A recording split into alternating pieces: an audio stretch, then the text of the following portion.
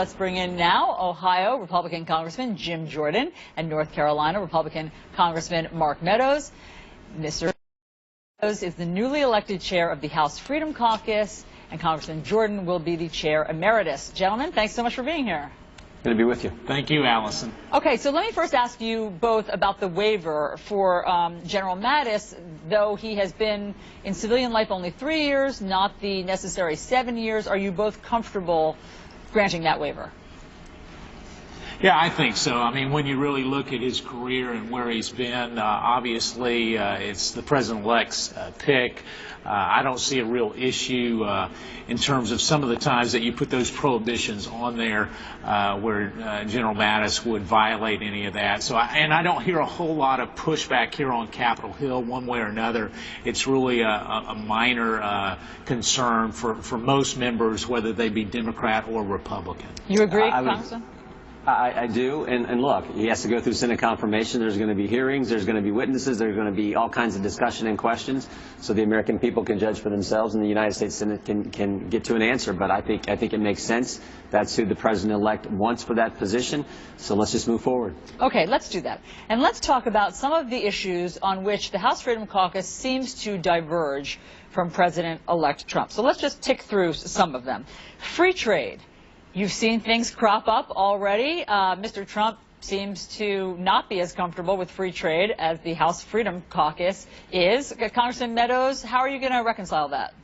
You know, I think really when we come to look at this, it's not necessarily where we disagree on free trade. It's really the parameters around that. Many of you might recall more than 12 months ago when the whole issue of TPP came up. It was the Freedom Caucus that kind of held the line there. And even though we're real free traders, we felt like it was a bad deal for America. And so I think that we'll find some common ground with the president-elect in terms of trade and protecting American jobs and making sure that we put those people in Ohio and Wisconsin and Pennsylvania and North Carolina back to work. But it's really about making sure that we have a level playing field. And so I think that there is really a foundation where perhaps we may have some differences on tactics. Overall, the strategy will be a common denominator.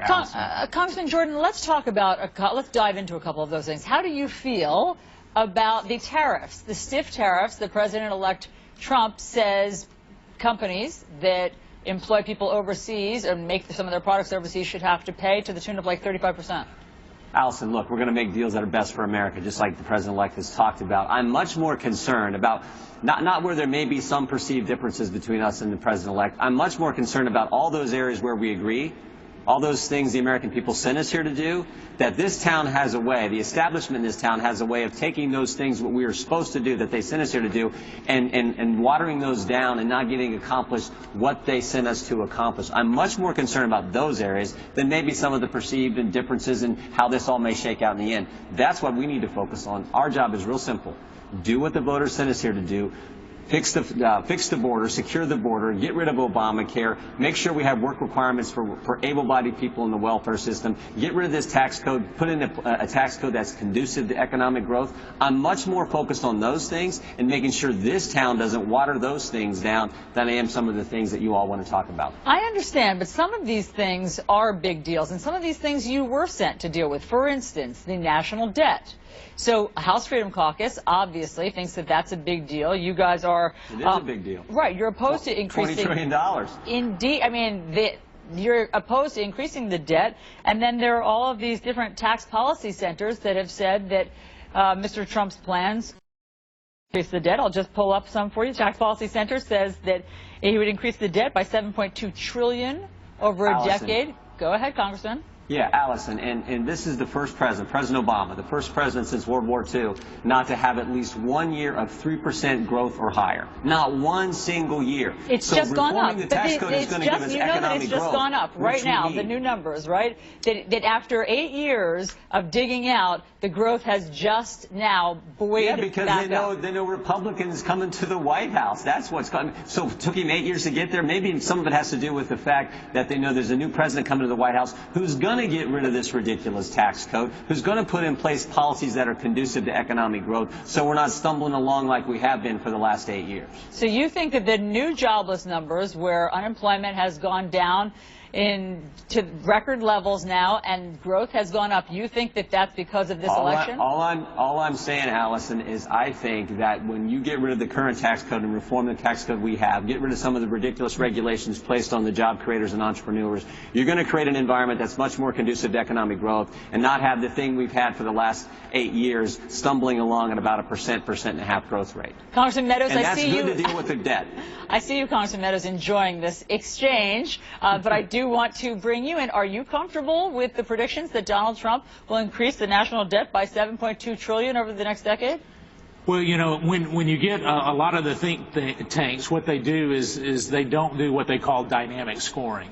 So what they look at is just the number of jobs perhaps that are created, the tax, and the potential for that to grow. So they don't look at the growth of the economy. I'm a business guy. I understand that, you know, when you lower taxes, you actually increase job growth and opportunity. So it's not just on the taxes, because the other component of that, there was a study in 2011 that said for each 5% reduction in regulations that we create between 1.1 and 1.2 million jobs. And so on that coupled with that will spur a growth that hopefully will be at 4 to 4.5% GDP. When we start to see that, then all of a sudden some of these conversations we have are not as difficult. Now, are we looking at the debt? Without a doubt, and we need to make sure that we have a plan to pay it off. What we've done in the past is we just continue to increase it and increase it. I'm one that recognizes it may go up in the short term as long as we have a real plan to pay it off in the long term. Okay, gentlemen, thank you very much for taking time to be on New Day. Nice to talk to you.